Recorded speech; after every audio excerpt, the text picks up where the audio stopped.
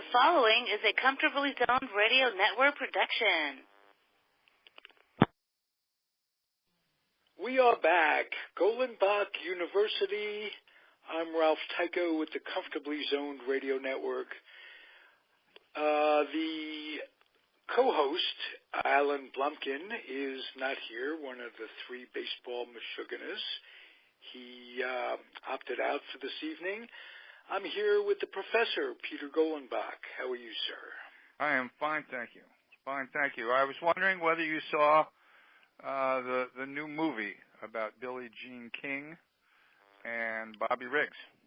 I haven't seen it, and you were excited about it, and I'd love to hear your impressions. Well, I'm excited about it because, as far as I can tell, Billie Jean King is one of the 2 or 3 most important figures in American sports history. Jackie Robinson obviously is figure number 1. Babe Ruth maybe 2. But I would say after them, Billie Jean King certainly would be number 3. And most people don't realize that. And if you saw the movie, you probably didn't quite get the importance of that match. What happened, this was 1973, and Bobby Riggs, who was something of a hustler, decided that he could make a lot of money by challenging the women players to matches. And at the same time, of course, he could also humiliate as many women as he could possibly humiliate, which was... Yeah, he was a product of his time. He was. It was something that he very much enjoyed. He called himself a male chauvinist pig, and in fact, when he showed up at the match, he showed up with a pig, which is pretty hilarious. I mean, he was a very entertaining guy. Don't get me wrong. There was a point in the 40s where Bobby Riggs was the American tennis champion. He was the best of the best at the time. But at the time of this particular match, he was 55 years old. Billie Jean was in her 20s, I believe. And his thesis, at the time when the women were trying to gain equality with the men in terms of pay, and Billie Jean was the leader of that effort, his attitude was, why should they get equal pay? The women don't play the game nearly as well as the men. And he started by challenging Margaret Court, who was, I believe at the time, the number 1 woman player. And Margaret, who was from England, she had no real notion of the civil rights movement. She really had no notion of the American women's movement. She was just somebody who saw, a challenge that might make her a few bucks. So when Bobby Riggs challenged Margaret Court to a match, stupidly, in my opinion, she just said sure. And Bobby Riggs proceeded to, wipe her out, which let Bobby Riggs, continue his, diatribe, against the women tennis players. I didn't realize. I thought Billie Jean King was the first and only challenge. Nope.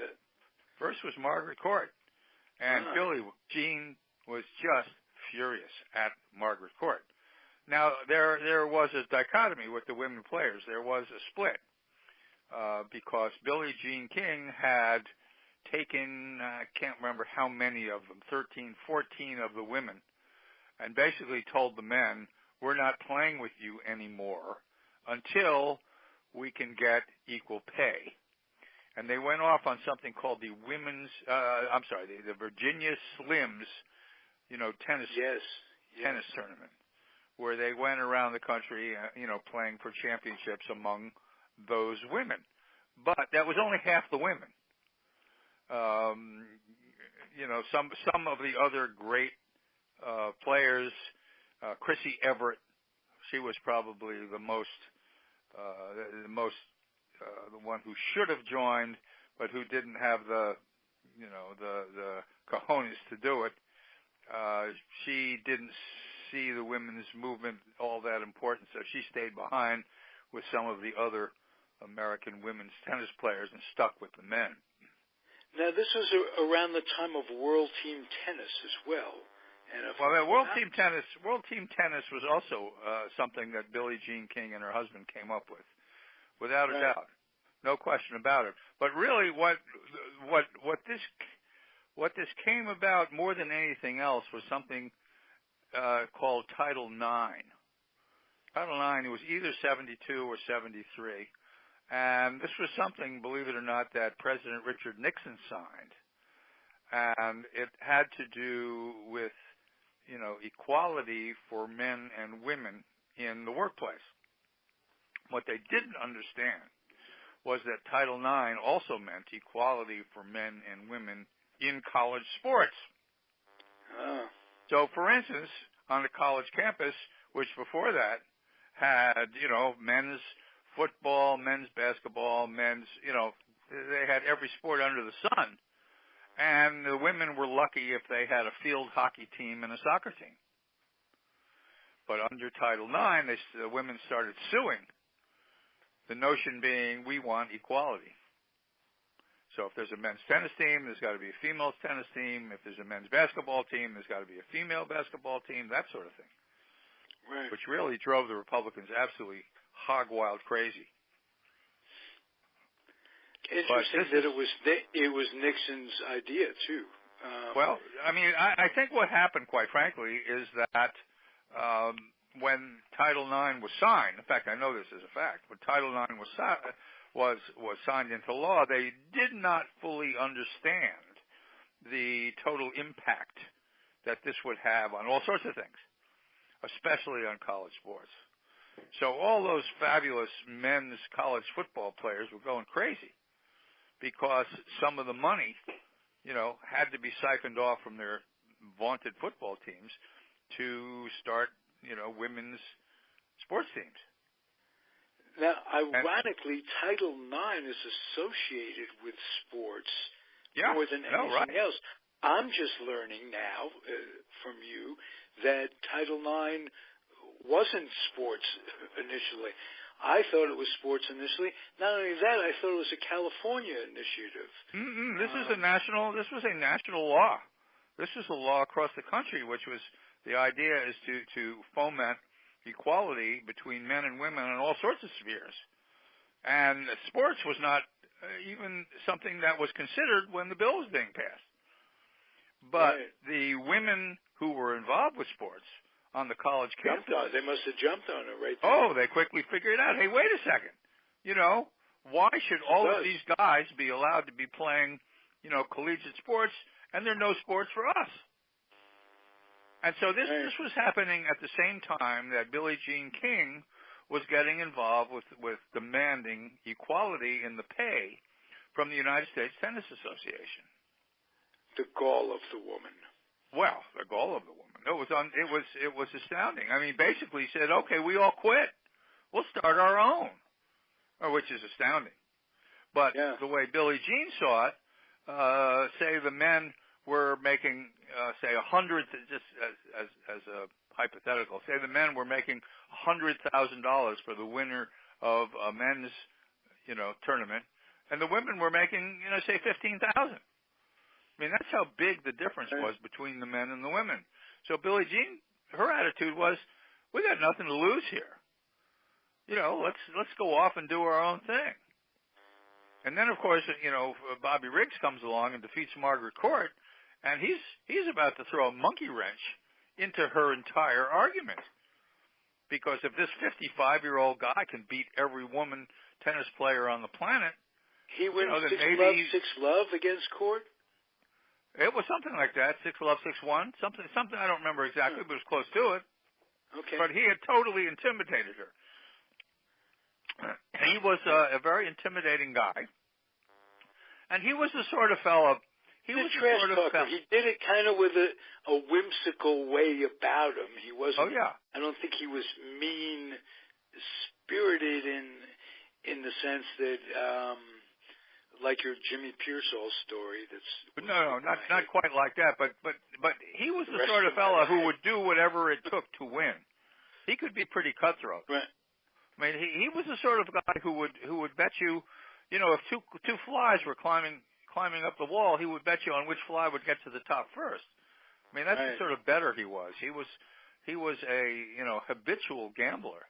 He would play golf, for instance. He would take a 7-iron, and that's the only club that he would take with him. And he would bet, $10,000 that he could beat you 18 holes of golf with his 7-iron. And the guy was a superb athlete. He'd do it. Yeah. He would tie himself to a chair, for instance, with a rope, and say to some guy, drag the chair around the court. He'd drag the chair around, and you've got to beat me while I'm dragging the chair around. He beat him. Yeah. He was a brilliant kind of a con man in that kind of way. Well, he had to have misjudged Ms. King because she was absolutely not correct. only in tennis, she was gutsy. The first time I ever heard the expression bisexual was around Billie Jean King. She was a proud, open women's right. Women's rights. She was open. She was only open because she was outed. I mean, she was having this affair on the side with Marilyn. She was still married to her husband, and she had met Marilyn on the road, and they became so close that she bought an apartment in the town, and Marilyn lived in it, so that she could commute between her husband and Marilyn. And at a certain point where she broke the relationship off with Marilyn sued her. Oh. Marilyn wanted the apartment. Those lawsuits that popped up around then. Lee Marvin was being sued by a woman along the same lines. Palimony. I think palimony. Palimony, palimony. Exactly. That was the expression. And so, Billie Jean King didn't have much choice. She was outed by this lawsuit. And quite frankly, Billie Jean King lost millions and millions and millions of dollars as a result of it, because when it became public that she was having a lesbian relationship, a lot of her sponsors, bailed on her. This was 1973. I mean, right. Oh, the changes the evangelicals were talking. Country. This was long before gay rights. Right. And quite frankly, Billie Jean King was very important when it came to gay rights as well. I mean, she was somebody who had a relationship with another woman, was very proud of it, and she was somebody that the gay community looked up to for years, still do. So she was important on both fronts, both from the women and from the LGBT community. But at the time, when Riggs beat Margaret Court, Billie Jean King said to herself, well, now I've got to play this guy, and I've got to beat him, because if I don't, everything that I've worked for is going to go right down the drain. And so what was fascinating about Keeping in mind he's 55 years old, which... He's 55 years old, but she defeated... In athletics, that's... Well, that's right, but he defeated Margaret Court 6-love, 6-1, or something very close to that, and she knew she had to win. Right. And what was magnificent about the whole thing, they put it on national television, and they held it in the Astrodome. Now, the Astrodome sat 50-something thousand people, and the place was absolutely packed. It was like a Muhammad Ali fight. It was something else. And Billie Jean King came in, carried in one of those hoodas, that were on poles, that 6 sort of men, topless men, were carrying her into the ring, kind of a thing. Okay. And it was a spectacle, believe me. Did they have clips of the actual event in the movie? Did they superimpose that? It's an interesting question. I don't recall it enough to tell you whether they did or they didn't. I'm not sure. Okay. I'm not sure. But they made it clear. They made it clear that what Billie Jean did, both in real life and in the movie, was that she ran him. She ran him from side to side. She ran him up and down. And by about the 8th or 9th game, Bobby Riggs was exhausted. And she beat Riggs rather handily in front of, 20 million people, 25 million people. This was before cable. Right. Everybody was tuned in to this match on national TV. Howard Cosell, who we all came to love and hate. Howard Cosell. Simultaneously sometimes. Oh, yeah. He was the guy who did the game. And he was, his presence made the whole thing special, more special. And it was an amazing event. You wouldn't think a tennis match would have that kind of power. But in the period, because of what it meant to every woman in America at that time, it was probably the most important tennis match ever played. Right. It was also the most important tennis match played from the standpoint of boosting recreational tennis and interest in the U.S. Open and what have you as well. It did all of that as well. And all of a sudden, all over the country, these young girls, 5, 6, 7, 8 years old, were buying tennis rackets and were starting to play tennis. Because if you recall, when Billie Jean came up from the ranks, she was not wealthy. She was not a wealthy woman. And tennis was for the wealthy.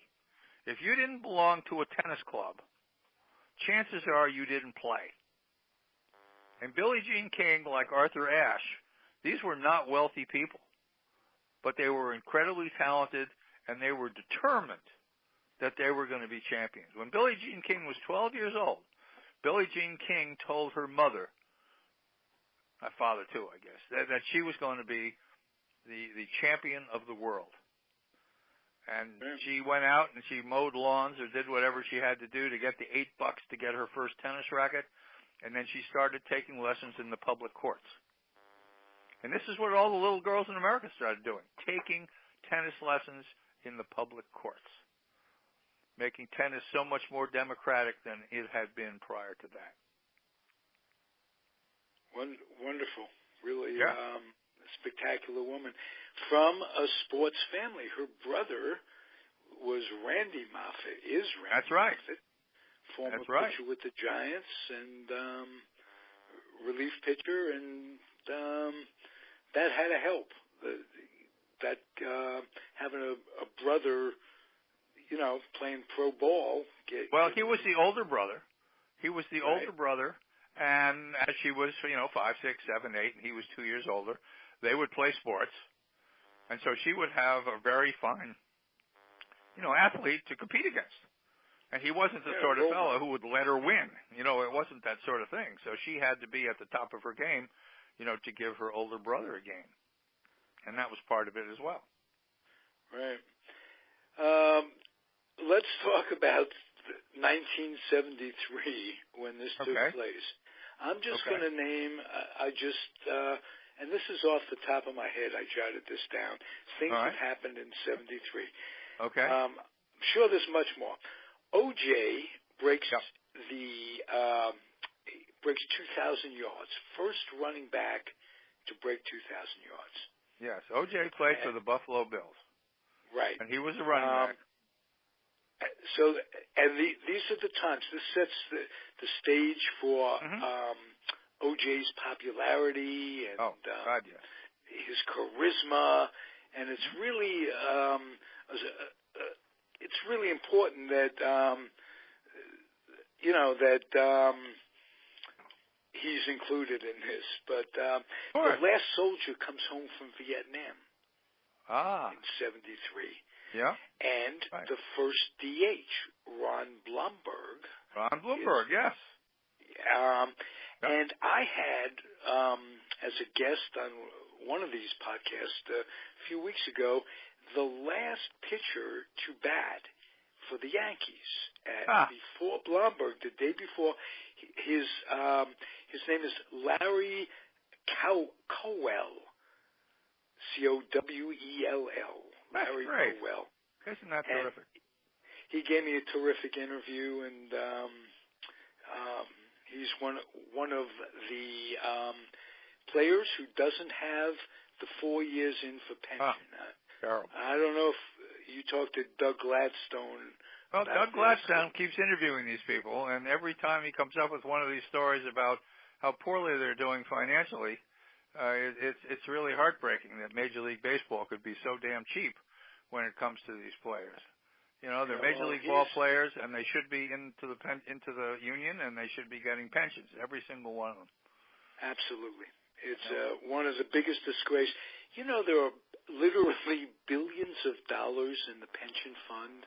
Oh, yeah. Billions of dollars. Sure it's there are. The strongest union. It's still a union. They call it an association. I'm not an attorney. You are.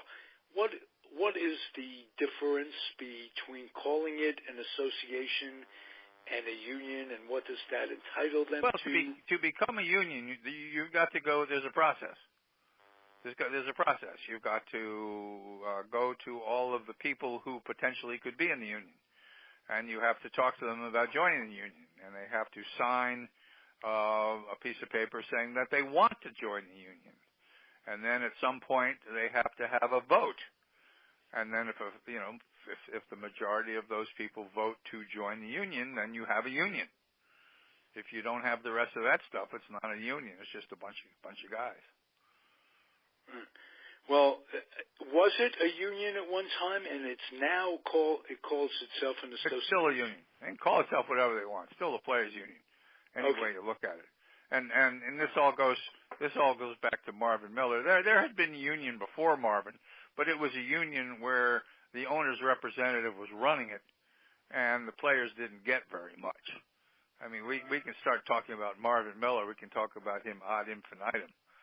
Marvin Miller was the one who tricked, in a sense, the owners into making a certain number of players free agents after the 77 season. McNally and Messersmith, with Marvin Miller's help, played out the entire season without signing a contract. And at the end of the season, they went to the arbitrator to argue that one season is one season. And because there was something called a reserve clause, which before that, if a player signed a contract, the owners contended that the team owns his contract the next year as well. And what that meant, of course, is that no player could ever become a free agent, and salaries would remain very, very low because there was no competition for their services. How does this man stay out of the Hall of Fame? Because they hate him. Because they hate him. But it's the sports writers that are voting. Do the sports writers hate him? Well, the sports writers weren't impacted by what Marvin Miller did. The players were impacted by what Marvin Miller did, which is why, there are two ways of getting into the Hall of Fame. One way, of course, is to get voted in by the daily sports writers, and that's usually, you have 10 years that you have to be out of baseball 5 years, and then you're eligible. Then you have to be voted in within the next 10 years or you're out. But there's also sort of a veterans committee that votes people in. And I don't think most of the people on the veterans committee, I could be wrong about this, but I don't think most of them were affected by what Marvin Miller did. Because if you had the players on the Veterans Committee who were guys who ended up going from making salaries of $75,000 to $5 million, every single one of them would have voted for Marvin Miller. Right. That hasn't and happened. They may even resent Miller subconsciously because they resent the idea that they played for X amount of money and now it's 50 billion times X that they're playing for. So, well, I can tell you that Marvin Miller will get into the Hall of Fame. I mean, there's a real, push for that. Good. The same way people are pushing for Gil Hodges to get into the Hall of Fame, people are pushing for Marvin Miller to get into the Hall of Fame. And I think eventually that's going to happen because he was one of the, 4 or 5 most important figures, in the game of baseball. If Judge Kennesaw Mountain Landis, who was the most racist SOB in the history of the world, could be elected to the Baseball Hall of Fame, you have to believe that Marvin Miller, should be in there with him. Walter O'Malley is in there. That's right.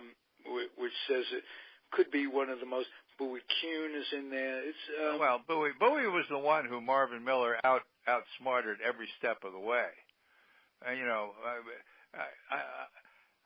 Marvin Miller was somebody I interviewed for my Brooklyn book, and basically he said to me that he couldn't believe how stupid Bowie Kuhn was, which is kind of interesting. I mean, Kuhn just had this idea that things were going to remain the same, sort of a pie in the sky kind of attitude about it all. Right. But, Marvin Miller knew the law. Marvin Miller was the smartest man on the planet. And he knew that... Wasn't he an attorney for the steel union? Or He was the head of it. He was the head of the Steelworkers Union. Okay. He was one tough dude, and smart and tough. I mean, he had to convince, the baseball players that every once in a while you had to go on strike to get what you wanted. And that was very tough because a lot of those ball players didn't want to go on strike because it hurt them financially when they went on strike. But, of course, every time they went on strike, they would win, and they would come back and make more and more and more and more money. And eventually they started building a strike fund as well. Sure they did. Yeah. Two more significant things from 1973, and well, I say this as a Mets fan. Yeah. On July 4th of that year, the Mets were 12 and a half games out of first place. Mm-hmm. They went on to, although with a slightly mediocre record, they won the National League pennant. And sure did. You know what? That teaches us perseverance. Yep. That you play the game the whole season. You don't give up because you're out by X number, and you come back. Players come back, teams come back, and that's the American way. And as a Met fan, I love that '73 team more than any of the others. Some that 2 or 3 that went on and won it all. No two ways about it. And let me ask you, who was the common denominator in first the victory of the American League pennant by the New York Yankees in 1964, and then the National League pennant by the New York Mets in 1973? Who was the common person there? 64? 64 Yankees and 73 Mets, and the common person was Yogi Berra. He was the manager of the 64 Yankees, and he was the manager of the 73 Mets. And people know Yogi, of course. If you look at his batting records, I mean, he's just, stupendous. How many hits he's had in the World Series and home runs in the World Series and victories in the World Series. But you also have to consider that this guy, who everybody said he mumbled, they said he wasn't very smart, which is not true. He led the Yankees in 64 when the team was trailing to a pennant, and led the Mets in 73 when the team was trailing to another pennant. And he was a marvelous, marvelous person.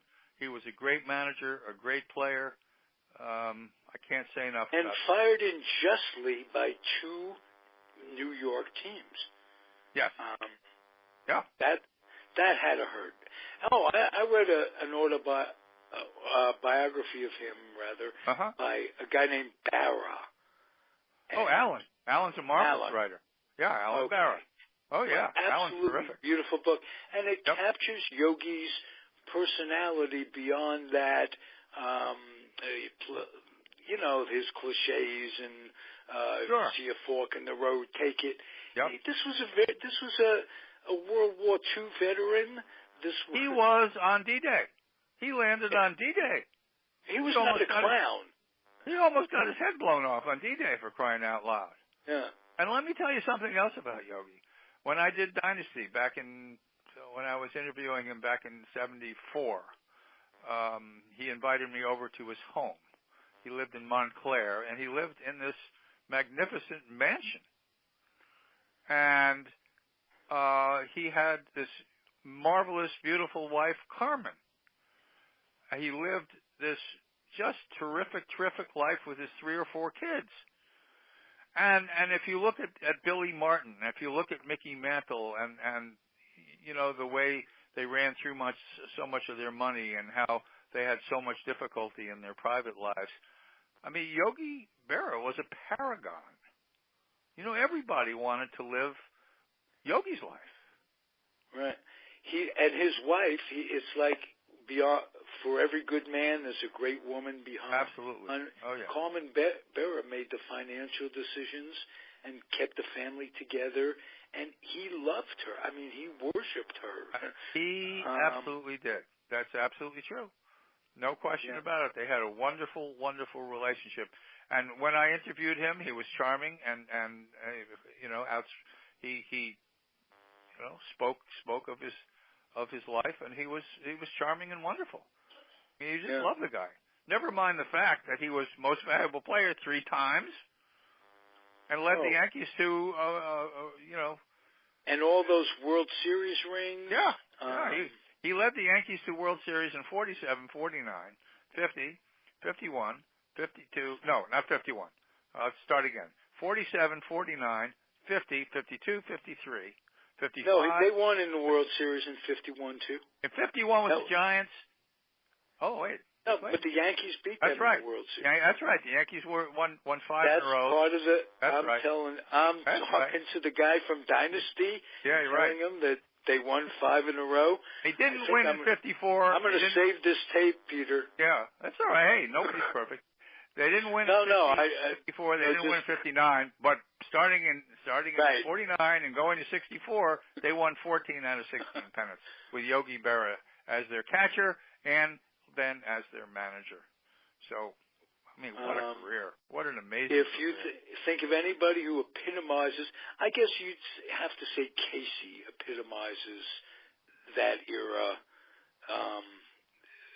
But no question. But you know, when Casey would talk about my man, whenever Casey would talk about my man, he was talking about Yogi Berra. No question. Yogi Berra was his man. No I was surprised when Wes Westrum got the Mets job when Casey retired. Basically. Yeah. Well, not that Westrum wasn't a competent baseball man and all. He was. It's hard to replace a legend. Very, very difficult to replace a legend. It's just very hard to do. You know, I think people are seeing how difficult, you know, that sort of thing is. Now, of course, you want to talk about managers. That's a whole other subject. I mean, teams aren't even looking for managers anymore. They're looking for, you know, toadies who will follow their instructions. It is definitely a general manager run industry. Yeah, it certainly is. No question. Yeah. Nobody with flair. You had the Billy Martins, the Earl Weavers. That's right. They're all gone. It'll be interesting to see where Girardi goes. I mean, that's all right. Let me conclude the 73 year. This is close to your heart. It is the year the New York Knicks won the second championship. That's right. Which I think is more significant than the first, because I think one of the miracles of sports is that Red Holtzman got Clyde Frazier and Earl the Pearl Monroe to play together and win successfully, and there was just one basketball. Absolutely. So, and I had a front row seat to that entire season. Wow. I had a press pass from the Stanford Advocate. Bobby Kennedy, who was the sports editor, was a friend of mine, and I would write articles for him. And I became very close friends that year, or actually since '70, with Phil Jackson. Phil was from the University of South Dakota or North Dakota, one of the Dakotas.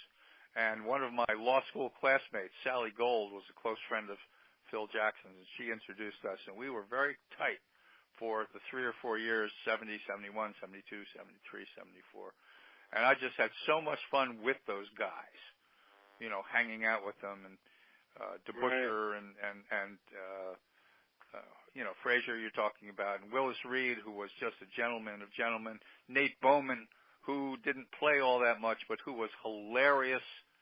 I loved being with this guy, and it was just Nate, not Nate. Dave DeBuscher was a coach with the Pistons when he was 26, player coach, 26 years old. Oh, yeah. He was also a pitcher for the Chicago White Sox, don't forget. Right. He was and the commissioner of the ABA. And the commissioner of the ABA. Oh, yeah. He was a brilliant guy. It so saddened me when he died prematurely. What a terrible, terrible thing. But he was a real gentleman and a real tough competitor. That was just a great basketball team. The last championship that the Knicks ever had, 1973. I hate to tell you how many years ago that was. It's. I know, and Patrick Ewing is now becoming off the subject. I mean, the lean years were, and they were good years. They played Chicago tough those years. Were not for that great Michael Jordan dynasty. They'd have had a few more championships in those years. If not for Michael Jordan in that dynasty, all sorts of people might have had championships. Right. Well, I know. If not for wheels, Grandma would have been a basketball. Would have been a bicycle, that kind of thing. Exactly. But I think we found a good way to discuss stuff. We just pick a year, and we could talk about the significance of what went on that year, and we could have a show. Wake us up at 12 o'clock midnight on Christmas Eve. As long as I can remember what the hell you're asking me about. Right. Well, you do quite well, young man.